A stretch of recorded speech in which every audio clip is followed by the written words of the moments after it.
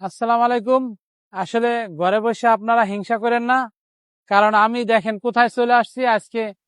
সেই গাজীপুরের ভাইরাল জায়গা, যে অনেক লোক আসছে প্রতিদিন, শত শত লোক আসে সেই গাজীপুরের ভাইরাল জায়গাটি, যেখানে দুই হাইওয়ে রাস্তার মাঝখানে সেই ফাল্গুনের যে প্রকৃতির যে অপরূপ সৌন্দর্য, প্রকৃতি যেভাবে সাজার কথা নিজের রূপে নিজে সাজছে, সেটা হলো সেই রাস্তার দুই মাঝখানে আর কি।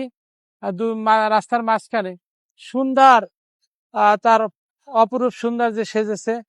এখানে শত শত লোক আসে।